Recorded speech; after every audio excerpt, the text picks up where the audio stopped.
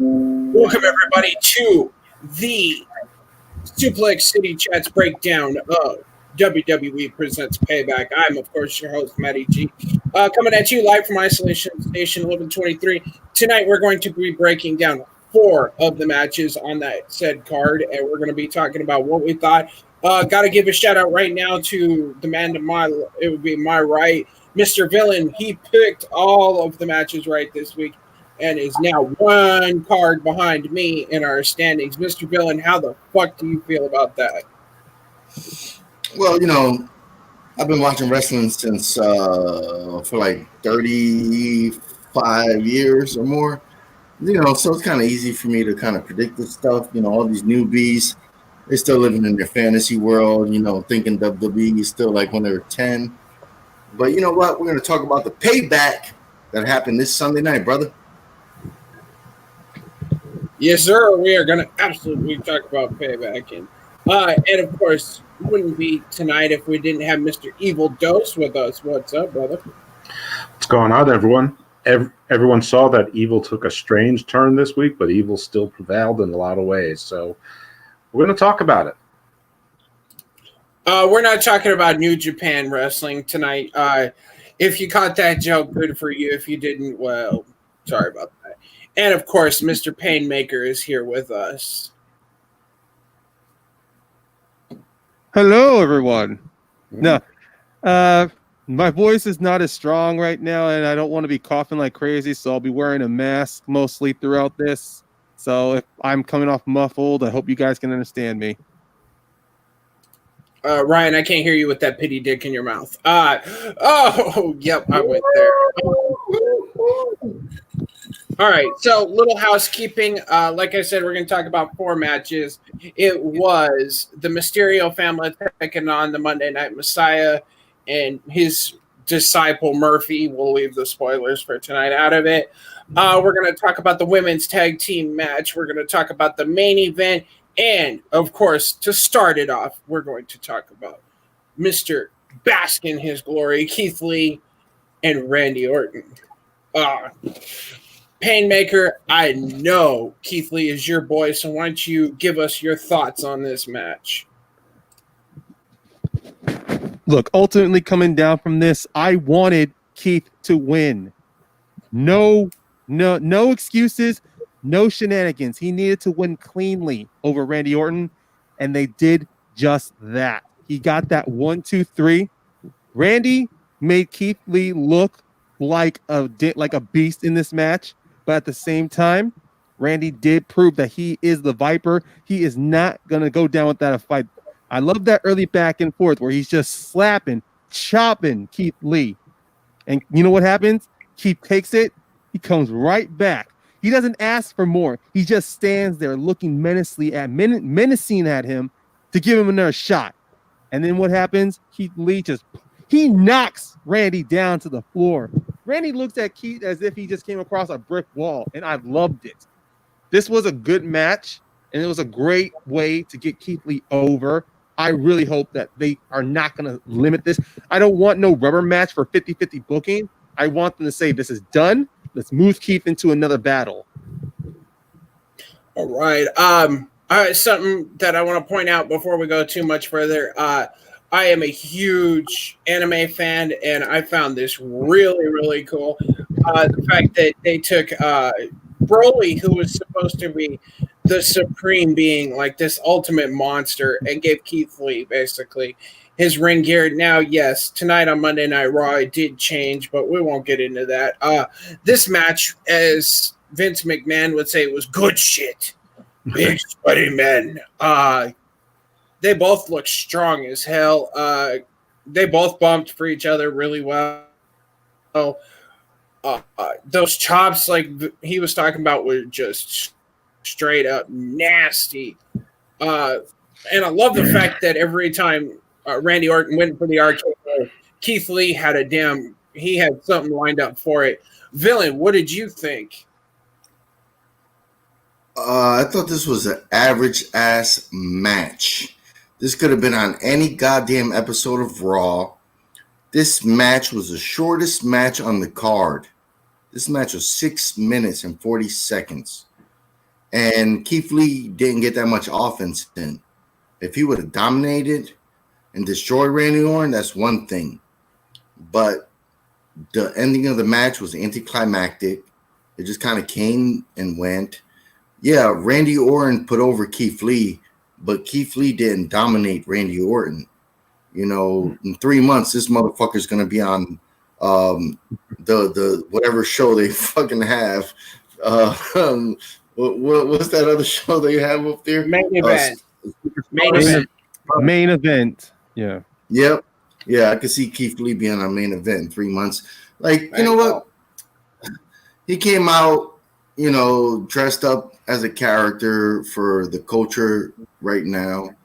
And it's like in the 90s, Stone Cold and The Rock wouldn't came out wearing no corny shit like this. You know, they would never wear some stupid fucking gear into a fucking pay-per-view. And, you know, it was a match. It was short and sweet. Ryan, you already talked, brother. That's the thing. You went first. You had to say all the shit you had to say. Now you're gonna hear this and sour, brother. Because Didn't this shit you just is not gonna call us 10-year-olds for about how we want wrestling to go? Now you're talking back in the 90s as if you You're were a still talking, 10-year-old. brother. You already talked. No, you're already talking. You already talked, bro. Now So, I'm getting you the know, contradiction coming out of your mouth. But yeah, all right, fine. Talk. maybe Go ahead. contradiction. This is, you know, it was what it was, but at the end of the day, you know, he got this first win at a pay-per-view on the main roster, I guess, since NXT is not on the main roster, since they have a television deal. They're still looked at as like, you know, third tier, which I guess they are. But yeah, I mean, this match didn't really do nothing. You know, we all, you know, we thought maybe something would happen, shenanigans or whatnot, but Randy Orton could still move on. You know, I'm not going to talk about Raw, but Randy Orton from this match could still move on, you know, take the title from Drew McIntyre, and Keith Lee will probably be wrestling, I don't know, maybe Ali in 2 months. So, yeah, I mean, he got the match won, so there you go. All right, Dose, you up. Wow. I can understand why people feel like they've been burned before, and it's hard to invest in somebody, especially in WWE, especially in a person of color, especially in a call-up from NXT. But I don't really see how one would have a problem with the match itself.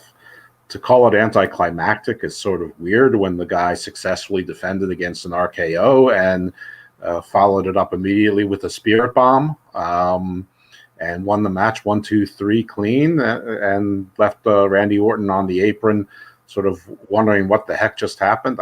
And there were no shenanigans, no Drew McIntyre music, no retribution, no nothing. So I have no problems with the match. I'm sort of with Haven on the attire.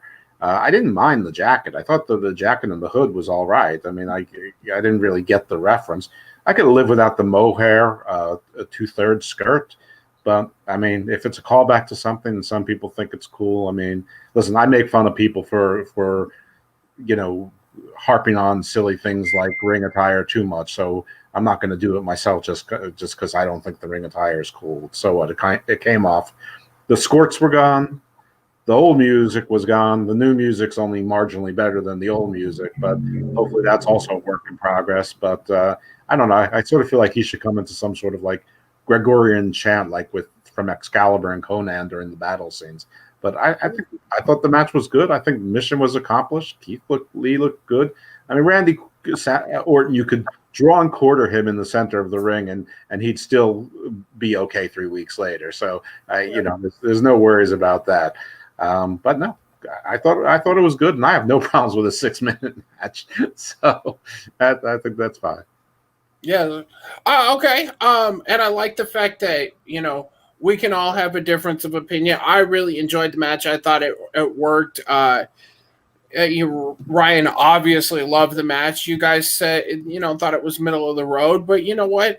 And that's what I like here is the fact that we can all have a difference of opinion. I like the match. I right. Middle of the road. I thought it was good. Okay. Well, okay. Let me rephrase that then. I really enjoyed it. Ryan obviously loved it. You thought it was good. And Haven thought it was something you could see as a Monday Night Raw permit, which is okay. You know what? That's okay. We're going to move on to the other non-major match. It was major as what it was, but didn't have title implications. It was a Mysterio family taking on the Monday Night Messiah and his disciple Murphy. Villain, what did you think of this? Well, I kind of figured, that this feud wasn't going to end. Probably this feud is not going to end until probably maybe WrestleMania. These guys going back and forth. When Dominic teamed with his dad, the legendary Rey Mysterio, I already knew they were going to win the match. Between Seth Rollins and Murphy. It sucks that Murphy took the pin. Seth Rollins was able to walk away, kind of give Murphy the dirty look, but the camera angles. So he could have been looking at Murphy. He could have been looking at the Mysterios, but I want to see the the commentary really talking about the storyline. Like, hey man, he fucked up Rey Mysterio's eye. We don't know if it's cleared yet. We don't know how much visibility he has out of it. We don't hear none of that. So it's kind of like Samoa Joe was good on the commentary. He really hyped up Dominic. Like I said, man, Dominic. He just needs more moves, man. I don't know what they're bullshitting for, man. This is one guy that I think WWE should drop the racket on his back and just like go all out, man. Just bring that fantasy element back, man. Make it believable. And he just beats the shit out of people, gets that title, and he runs rampant for the next 10 years. But, I know he's not that big, but, a couple steroids in his body, and then he could be full throttle, man. I'm telling you, Dominic could be the shit, man. He could be the answer they're looking for. He could be the next Hollywood. He could be the next John Cena. But, yeah, they had to get their comeuppance, and, I expected that to happen. It happened. It was a fun match. We just got to see how they progress now, moving forward. Mm-hmm. But, I don't think it made Seth Rollins look bad. I still think there's a lot in the tank for this rivalry, and I'm probably one of the few that is waiting to see the shit move forward. I know a lot of people think rivalries, they end now, but, he got his eye popped out. His son got beat up. They got a little victory here, but I think the war's not over, and I'm down for that. All right, Painmaker, you making some comments and some movements over there. Let's hear it. Oh, I don't really have much conflict with the villain about on this one. It felt pretty obvious to me that the Mysterios were going to win, but at the same time, when as he's talking about with Dominic's future, I do kind of agree. He could be like their golden goose for the next 10 years. The problem is that with second generation or third generation superstars, WWE, at least with creative, they tend to either book them in the wrong feuds or they push them too quickly to where you see the weaknesses in them, like they don't have great promos or they're just not that good with people in the ring chemistry wise, or in most situations they tend to have bad attitudes. I mean, of course, Randy Orton's the best example, but it was just one of those rare cases where WWE saw a future with him, so they were able to deal or tolerate with a lot of his stuff. But there's many more in the past. But regarding this match, I had a lot of fun with this match. Dominic, he was used rightly here. He wasn't always in the spotlight. It was shared mostly or at least almost equally with his father Ray. And Seth did a right job just being the heel. Like if he's frustrated, guess what? He tags out, lets his goon or Murphy in this situation handle it. So when the fact that Murphy takes the pin, it gives Seth as the heel an automatic out because let's say on Raw, he will pretty much just he'll demean Murphy because he's the one who got pinned, not him. And now I don't want this feud to continue to WrestleMania. Maybe have this go till Survivor Series, or hell, if we ever get Hell in a Cell, to have it in there and that's it. Because right now this feud has already reached its kind of its limit. All right, Evil Dust, go ahead, brother. Well, I think we all predicted who was going to win this match correctly because it's the only thing that made sense story-wise. Yeah. But I think anybody who remembers the predictions and the prior shows during the storyline, you'll chronicle my history of it that I hated it in the beginning, I hated it in the middle, I hated it yesterday, and I hate it going forward since we're not doing any spoilers. I hated the things I'm not going to spoil tonight. But almost everything that's gone wrong has gone wrong. I think everything with Seth OP from the beginning was snake bit. Some of this has absolutely nothing to do with the Mysterio story, but it's just part of it. I do not see what you guys see in Dominic Mysterio. He has no charisma. He has no personality. He is nobody. You can give him as many steroids as you like, and he'll get the body of Ricky Starks. And I'll have a heart attack and die if he does all of that. That's not how steroids work. I took steroids in college. I bought them from Scott Hall. That's not how steroids work. It doesn't. You don't take a few steroids and in a few months you look like Brian Cage. It just isn't. He has nothing except a last name. That is it. He looks like he's wrestling in water. His elbows are so slow. Everything misses. He wrestles like Billy Kay and Peyton Royce. This is shit. Hey! You leave my Iconics out of that. You leave my Iconics out of that. Okay. He wrestles like Penelope Ford without the attributes. No. She's got a nice pair of attributes, doesn't she? Indeed. And do not discount the fact that she has bad taste in men. So that's good too. Wow. Yeah, no, I don't see anything with this, and it's gonna continue. It has no end in sight. Okay, my turn. I actually thought Dominic actually looked pretty good last night. In my opinion, he actually had it. Yes, I will agree. He has no charisma. He doesn't have that charm yet. And if he took steroids and looked like Ricky Stark, good. You could give him something to work with. The match itself was the story between Ray and Seth. That was the main story point. Murphy and Dominic were kind of those side characters to scrap outside the ring, in my opinion, which is fine. I like the fact that the Mysterios won. It does continue the storyline. I would like to see this end in Hell in a Cell, where it be Seth and I can't even talk. Ray in Hell in a Cell. Let them go and just womp the fuck out of each other. Use the Hell in a Cell for what it was made for. Let's end this blood feud. Let's do it. That happens in October. By my count, that should be pretty close to when the man gives birth to Jesus. Yes, I went there. Again. Lil Abel. Something like that. So let them knock it out there. Ray could give him a substantial injury that'll write Ray or Seth off of TV for a while. Let him go have his baby, be God for a little while. Bring that back. Was this match of the night? No, far from it. Did I really enjoy it? Yeah, it was fun. I still like that spot where Dominic basically slides his dad out like they used to do with Hornswoggle. I don't know. Yeah. That stunt right there just cracks my ass up. It was second match of the night. What's that? It was second match of the night. Maybe. Technically, it wasn't. I mean, we'll leave that alone. Oh, real quick, housekeeping, because there's people watching. Down in the description of the video, this is going to charity. We've decided to turn Streamlabs off for a little while. We're trying to raise money for a little girl. Her name is Elizabeth. She's battling cancer. Follow the Facebook link. It is to her donation page on Facebook.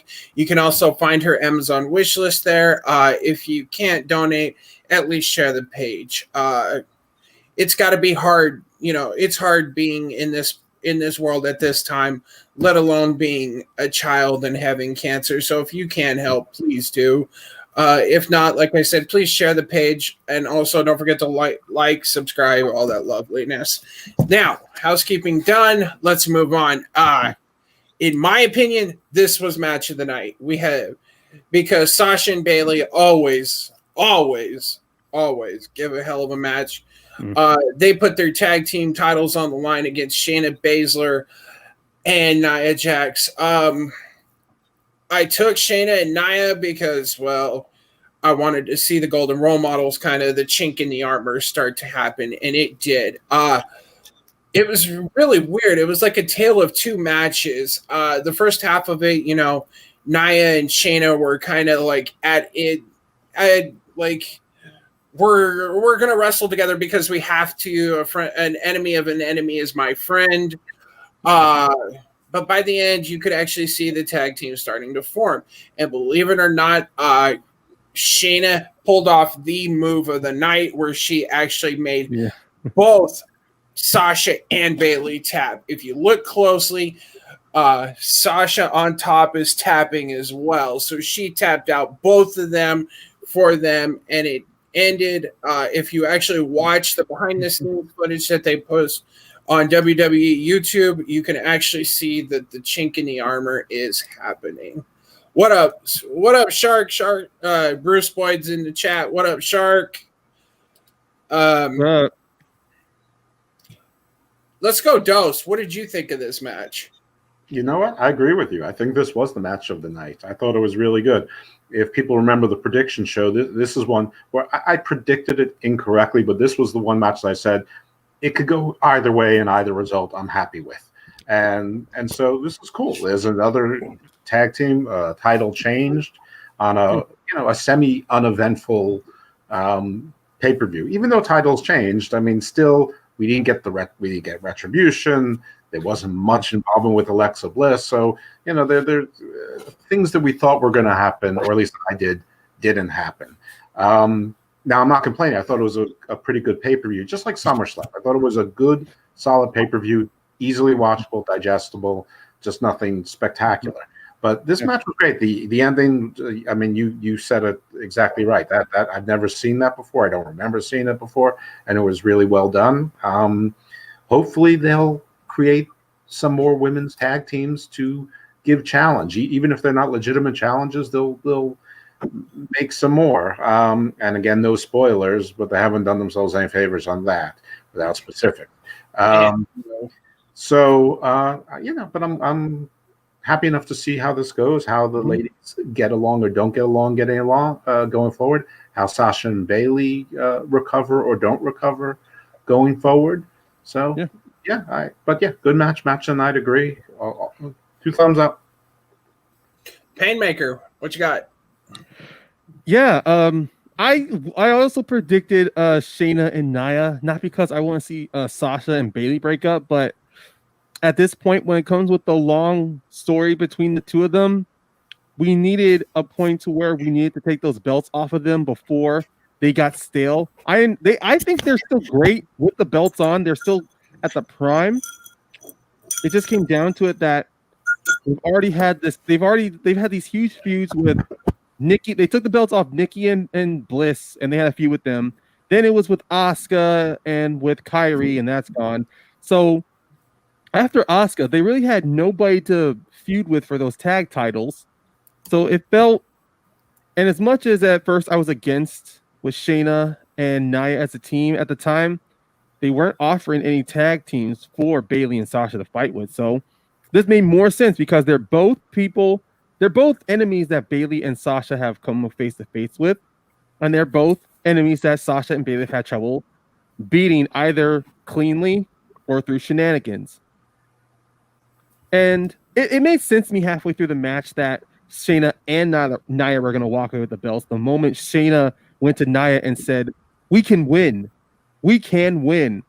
It shows there that they're forming that teamwork, not friendship, but that teamwork and camaraderie with each other.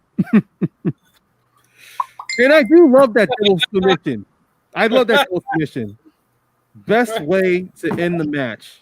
Have both of them tap out. Seems like you got something funny that I didn't see.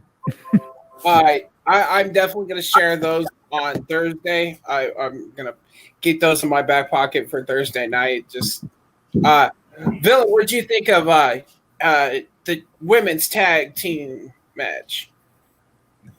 Well, I predicted Nyla and Shayna were going to win. If you follow, storylines for as long as I have, this was just a natural progression.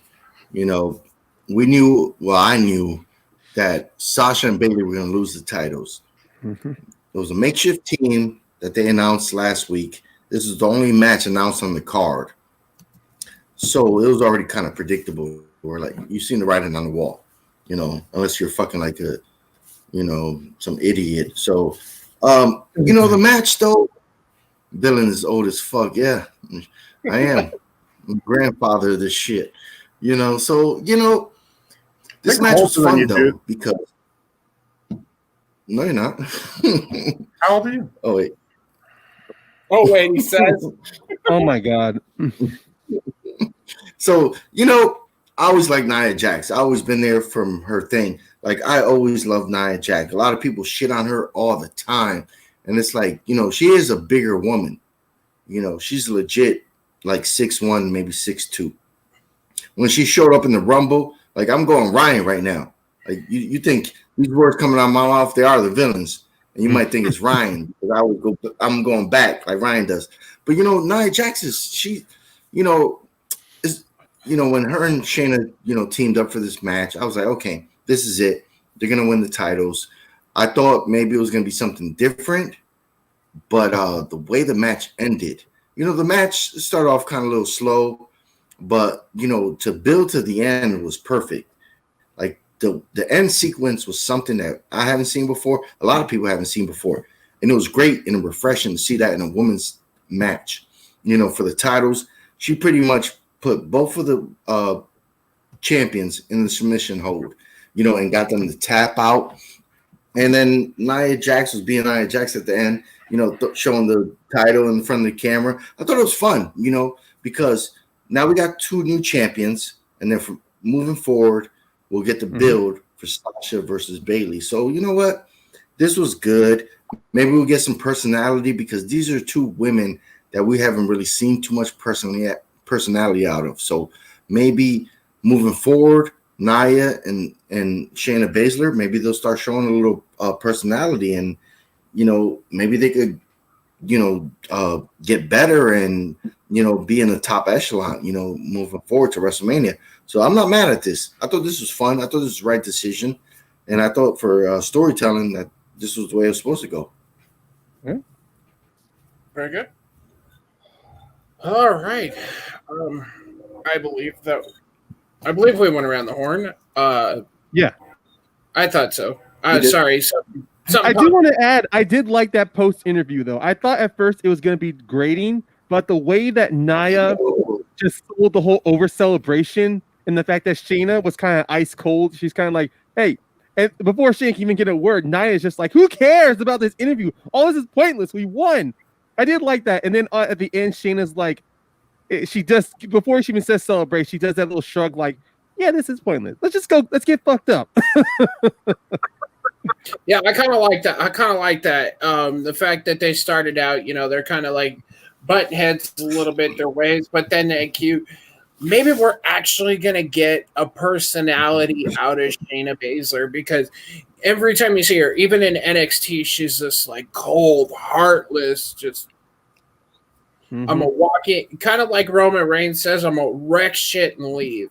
That was not, that was Shayna Baszler. So maybe we're actually going to get some personality out of her, and this might work for her down the road.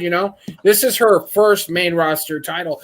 Hell, what, a month ago we were asking each other, where the fuck did she go? She was on Main Event. Now she's got a title in this.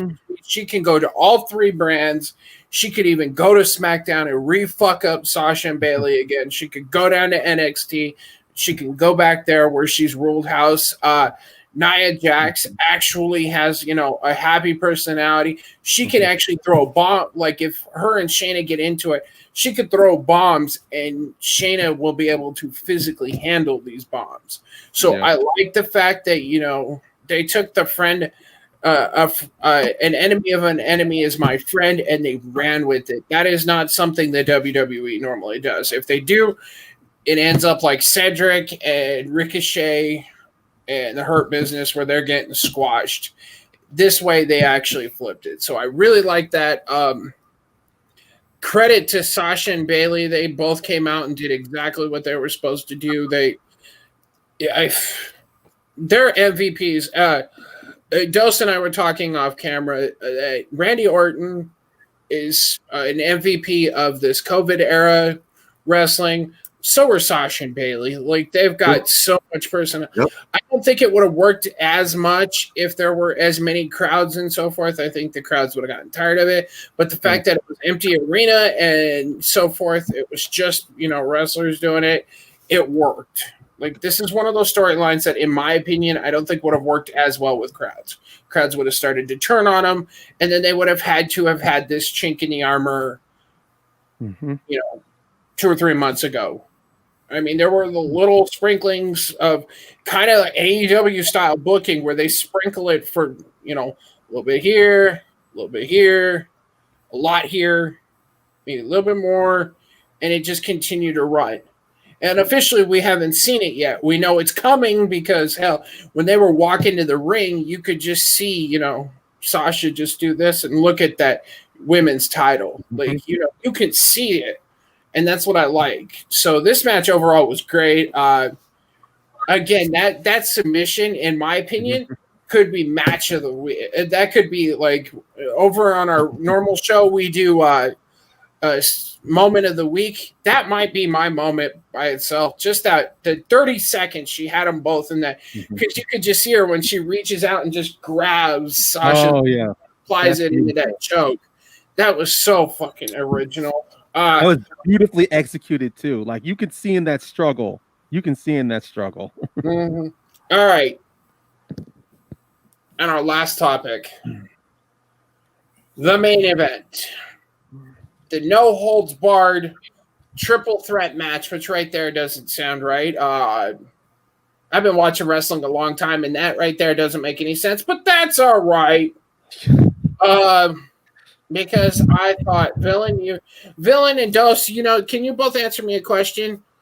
Isn't a triple threat match no holds barred anyways? Usually. No, not really, because no holds barred. Well, no holds barred is different. No DQ. You could do illegal moves, and that's the thing with no holds barred, But yeah, it's wishy-washy, But you can use weapons and so forth in a triple threat. I mean, we've seen it before, but that's okay. The weirdest thing is when the Fiend's music hit and he came out. I love that the way it looks in Thunderdome. It's so fucking cool. Where you get like the images of Fiend all over, and that kind of blood red, like almost movie poster-esque look on the Trons. I thought it was pretty dope. He doesn't need pyro. He doesn't need fire. It works. And then he gets to the ring, and then Braun Strowman comes out of nowhere. I fucking loved it. I loved that he tried that sneaky heel shit. They went to town. Like, their fight here was better than the fight they had at SummerSlam. The destroying the ring, it is what it is. It made for an interesting tactic. And then once that ring hit, I knew Roman's music was going to hit right then and there. Boom. I wish he had different music, but he came out with Paul Heyman, signed the contract, ran in, tried to pin everybody, didn't work. Hits a couple spears, grabs a chair, that doesn't work. Hits Braun Strowman one more time. Now, I want to point that out right there. He did not hit the Fiend. He got out of the mandible claw by a kick to the dick, which apparently, if you're monsters from hell, a kick to the dick still works. Yeah, ridiculous. We all need to take notice of that. So if y'all ever get attacked by creatures from the lagoon or whatever, kick them in the dick. Apparently that works. Yep. And then he speared him one more time. 1, 2, 3. I really enjoyed this match. I thought it was good. I'm tired of the fucking big ass mallet thing. That thing, it's a joke. He's never actually hit anybody with it. It's a fucking prop. It would be more entertaining if he actually fucking picked it up and wailed somebody with it. Yeah. But they're never going to do it. I had a lot of fun with this match. I don't care that Roman won. I like the fact that he actually I predicted the Fiend to retain, but I like the way they did it because now because now, on Friday, we're going to have a Firefly Funhouse where Bray goes, you didn't beat The Fiend to get that title. You beat him. And then at Clash of Champions, I almost guarantee we'll see probably the rematch, or they'll save it for Survivor Series or something, and we'll continue that storyline. I mean, I'd rather see Roman take off somebody else. And if they're going to put the belt back on Bray, let him have his WrestleMania moment. Have him come out and win the Rumble and have his WrestleMania moment. Or the draft is going to happen and he's going to end up in Raw. I don't know which. Fuck it. I'm ready to hear this. Villain, take it away. You got to put me on the main screen, brother. Okay. Here we go. All right. So we're going to talk about the main event, which I predicted last week when we did this shit. Everybody else was, no. I said, Roman Reigns is back for 48 hours, and he's going to win this fucking title. He's going to come in this match and clap them cheeks. And what did he do? He came in this match and clapped them fucking cheeks. We had the big idiot Braun Strowman doing the basic shit he always does. He's got a stupid-ass fucking haircut. He's not made out to be heavyweight champion. He's going to be a fucking jobber after this. They already tried with the fucking Intercontinental title. And then they gave him the heavyweight title because Roman wasn't there. And he fucking sucks ass. 4 years ago, he was interesting. Now, he's irrelevant. And then we have fucking The Fiend. Oh, The Fiend. When, the last time we seen him on Friday, he was in the fucking Firefly's Funhouse, smiling and waving. You know what The Fiend could be right now? He could be the new Eugene of 2020 because he's a straight fucking jobber himself, fucking clown. So you know what? These two guys had a boring-ass fucking match. They did whatever they can do, which was not wrestling. They did a couple moves outside, some punches, some kicks, a couple fucking moves. What they have? Each 5 fucking moves that they did throughout this match. And then they had the fucking ring break. Oh, wow. Oh, so fucking cool. We haven't seen this shit for 10 fucking years, No, 15 years. So that shit was played out. Like, nobody cared in the crowd, in the Thunderdome. And then we had Paul Heyman come out with the big dog, sign the contract. Right then and there, he came in, speared the motherfucker, punched the motherfucker, hit some dudes with chairs. The Fiend tried to put the mandible claw on him. So, now he's got another move, which, oh, wow, okay, cool. Oh, you did a Mankind move. Oh, I love you so much. I can't wait for him to win a fucking title. Both title reigns have been shit. He don't deserve a title. Maybe the 24/7 title if he goes to Raw. He could be the champ of that. But, he got kicked in the nuts and rolled out the ring because the ring was slanted. So his fat ass rolled out the ring, flopped on the floor. And then Braun Strowman got speared. And Roman Reigns won the title like I knew he was going to do in a week. And everything's right on SmackDown because those two guys can't carry shit. The Fiend ain't doing shit. Braun Strowman ain't doing shit. Now Roman Reigns is healing it up. He's not even healing up. He just became himself right now. He's cocky, and he's just, I don't see who's going to fuck with him now. I always hated his character before because his character was shit. Now he's bleeding realism, and I don't see any of these two fucking guys fighting him again. Like maybe 3 years from now because they're not making stars. But right now, Roman Reigns is going to be it. And those two guys, I don't know what the fuck they're doing. Braun wasn't doing shit ever since the last Swamp match. That shit was corny. So he can't even carry a feud in the heavyweight division. So, yeah. Yeah, Fiend could just start doing Eugene, man. But Roman Reigns, I knew he was going to take the shit, and he did. Everybody else picked other people. And this is a fact because I watch wrestling. I know what the fuck I'm talking about. So, yeah, Roman Reigns killed it. And now he's what people wanted him to be. And he's there. Peace. Wow. Okay. And on that note, Dose, what did you think? All right. We're going to start with things I'm thankful for. I'm thankful for no Otis cash-in attempt. Very thankful for that. Things I am not thankful for. I am not thankful for the Fiend not using the mallet, because I think he should use the mallet. I agree with Matty G 100% on that. But I will go this much further. That if they're going to have Alexa Bliss dressing up like Harley Quinn, and Harley Quinn kills everybody with a giant hammer, let her use the damn mallet. I mean, now, I don't think anyone came into this match that would be surprised with the result being Roman Reigns walking out as the heavyweight champion. I did not predict it, so and that's on record. And because I had a little bit more of a more elaborate story, and I think I even called myself nutso on this show for even thinking such a thing, and rightly so. Obviously, something's going to continue. They had Alexa twizzling her hair, doing the Harley Quinn thing. I don't think the mallet being out there as a prop and serving no other function, and her looking as Harley Quinn is an accident, but maybe I'm just doing it again. I have one minor complaint. I don't feel nearly like Haven did about it. I feel closer to Matty G on it, and I have a feeling that the Painmaker is going to be closer to where I'm at, or I'm going to be closer to where he's at. But they made a pretty big deal the night before on SmackDown with Roman and Paul talking about changes made to the contract. And they never addressed that again.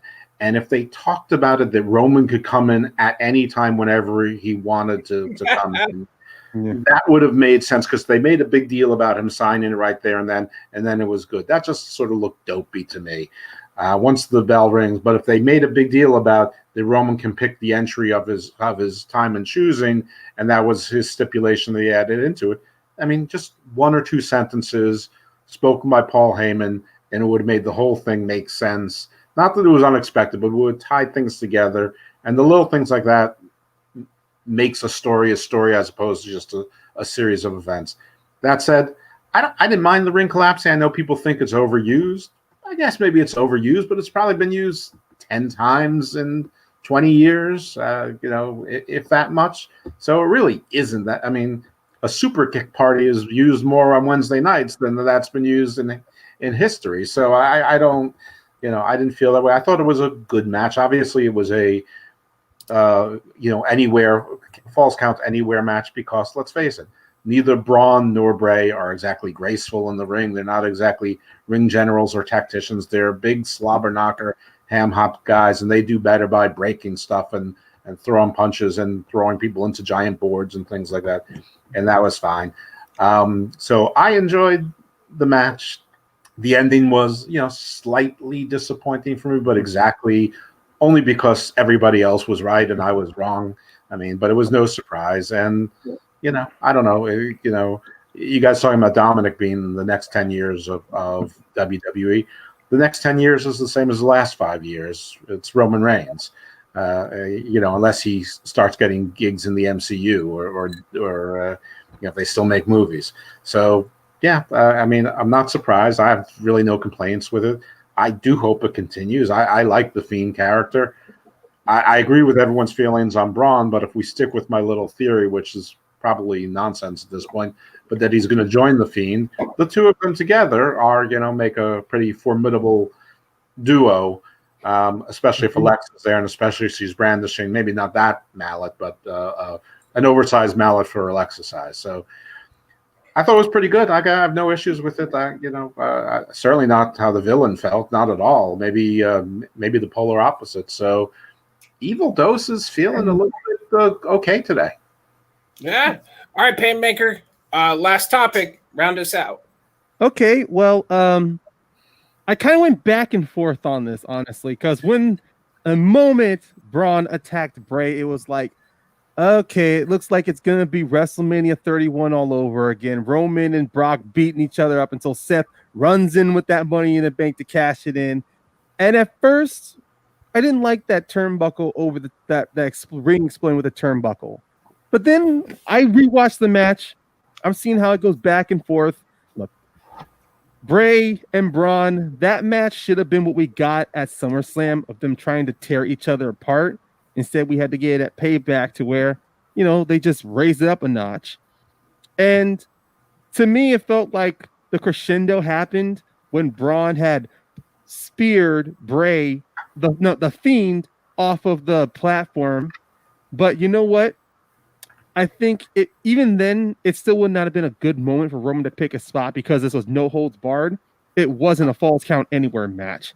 If this was a falls count anywhere, then you know what? Any moment that caused the Fiend and Braun to kill each other, Roman could have easily walked in, signed that contract, took care of business, and left. But story structure wise, it does play out that much better. That once Braun and the Fiend had destroyed everything around the ring, it makes a lot of sense for Roman as the newly freshened heel to come in, pick up the pieces. Now, personally, I kind of wanted him to start whacking both the Fiend and Braun with those chairs before he went for covers. But I did predict that Braun would be the one to get pinned. I just thought the Fiend would retain because Roman would have been so busy trying to be the badass. Now, I did get this wrong, but otherwise, I was not disappointed by this match. I thought that after this whole couple of weeks, these couple of months of build between Bray and Braun, I didn't think after the Fiend wins the belt, they were going to do something dirty like him. And that's where Haven's comment of me thinking back as a 10-year-old to wrestling is valid. Because I thought after this whole time of them building up the Fiend, trying to make him this unstoppable creature, especially when you look back at SummerSlam, how the Fiend kept constantly getting back up, selling 75% of Braun's stuff, to where now he is selling every hit, he's selling every shot, he's selling every blow. It's as if from 1 week, the Fiend went from a nearly unstoppable monster to now a vulnerable monster. Now, no idea where this angle with Alexa is going to go, especially when they had us cut to the back of Alexa watching the match. I would have thought she would have walked out, at least walked out. Yeah, twice. I would have thought she would have at least looked at it, and then the second time the camera starts following her as she's walking towards the screen, like do a picture-in-picture of Braun and the Fiend fighting each other, where you have Alexa walking down the hallway, and then you see her at the gorilla position, almost as if she's hesitating, fighting herself to go outside. And then maybe when we had that little turnbuckle spot, you do a third gorilla position, you see Alexa back there, and then all of a sudden you see Roman just walk past her. Like maybe, I don't know, I thought Alexa could have been used more than just like 2 shots in the back at least. Sure. I think what they're doing is it's just a little, it's just one of those little teases, it'll build to something. I mean, hell, a couple of weeks ago, you can go back and see, I pointed out that doll that the Fiend or Bray gave to Miz's daughter looks just like Alexa Bliss. Just pointing that out. So I think they've been building to this whole time. Bray has almost creative control of the Fiend character and what he goes with, except for that fiasco in Saudi Arabia. We won't talk about that. No, we didn't talk about that. That's when the Fiend lost all respect. Once he got his ass whooped by Goldberg, he's just another fucking jobber in a mask. He ain't shit. And that's what we're seeing at Payback. So I don't know what the fuck everybody's worrying about the Fiend or want to see him come back and do shit. He ain't shit. Didn't Brock Lesnar lose to Goldberg in about a minute and a half at a pretty major event as well? Who, Goldberg? Who? Yeah, Brock Lesnar. Pretty big deal. Yeah. Wow. Well, everybody loses to Goldberg. That's why they pay him twice. They pay him once to win, once to lose. Wait a minute. Who else lost to let's see. I know Undertaker's lost to Goldberg before. There's plenty of big names that have lost to Goldberg. I mean, WCW, Brock Lesnar are 2 different animals, and the Fiend looks like Mortis after he lost to Goldberg and after he lost to fucking Roman Reigns. He's just a mid-carder. But he may have lost the title, but he didn't take the pin. So officially, he didn't lose. So I'm not even. This is something we could argue about, but that's all right. But we've hit everything we're going to. Villain, we'll be back Thursday night for Suplex City. Tell these good people where they can find you. All right. You can find me. I'm gonna just say my last thoughts on this pay-per-view. I thought this pay-per-view was was fast. You know, this pay-per-view was fast. And The matches furious. they had there, some of the matches seem like regular weekly televised matches. So I have to give this pay-per-view a C.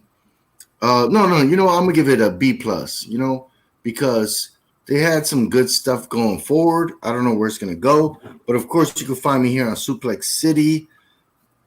Damn, I just want to. You know what? I want to talk about the other matches, but you know they weren't shit. So that's how it happens, man. When the matches ain't shit, we ain't gonna talk about them. Of Pretty course, you much. can find me here every Thursday on. I don't even know what channel we're fucking on, man, because we're always on Suplex City. I don't know if this is. This is TFG Entertainment. Yep, that's where we are every Thursday night. Me and my brothers talking wrestling. You know, I gotta smack up the children because I'm the grandfather of the wrestling, so you know I know what I'm talking about. But yeah, we're the best wrestling. We're the best wrestling forum to catch up because everybody here has their own opinion. We all have what we like, what we dislike, and you know we ain't mad at each other, man, because that's how you have to do it, man. In this world, you respect everybody, listen to your opinions, disagree, agree, but you know you have your own shit. And of course, you can find me in Jack of all trivia, man. But you know what? I took too much time out. I want to give Matty G, Too Sweet, for always having me here. Evil Dose, Matt, the Pain Maker himself. You know, Jacob, JB3. What's up, motherfuckers? I'm out. All right, brother. We will see you on Thursday. Yeah. All right, Evil Dose. How about you, brother? Where can people find you? They can find me here next Thursday night, right here, Suplex City Chats. Same place that the villain just said, and that our fine producer flashed up on the screen. You can also find me and my partner Shaheen on the Garden of Doom podcast. We have 6 episodes dropped, and a 7th one was recorded last night with our special guest Kevin Castle, and we talked a lot about Bigfoot and also Kenosha. So a bit of a Dickensian show there as well. Big time. I was the guest on last week's Drew Yari show, which dropped last Thursday. So it is the current show until I guess this coming Thursday. So that's where you can find me if you want to find me on Twitter at ChrisFellMD. Alrighty, Painmaker. How about you? Yeah, you guys can find me here hopefully next upcoming Thursday on Suplex City Chats. You guys can also find me on TMG Trivia, help running Franchise Wars. You guys want to get involved, just message me. We'll find you a slot, or at least we'll sign you up for upcoming tournaments. Right on. And yep, I'm Matty G. As everybody said, on Thursday night, we'll be here to discuss everything else that's happened in the world of pro wrestling. We'll be predicting the all out card because hopefully by then they'll give us everything. I'm going to give this pay-per-view a B. I thought it was solid. It was a tale of 2 pay-per-views, in my opinion. The first half was okay, kind of slow. And then it picked up the second half. You can also find me this Saturday night after Dark Takeover. If you're on this channel, I'm sure you're a fan of the Schmodown. We are going to be having famed Ecuadorian scooter rider Josh, the engineer, otherwise known as JTE, joining us. So we will be back again. In the description of this video is a donation link. Absolutely click that, help out where you can. Mask up. Wash your hands, be nice to everybody, and from everybody here at Suplex City, Too Sweet.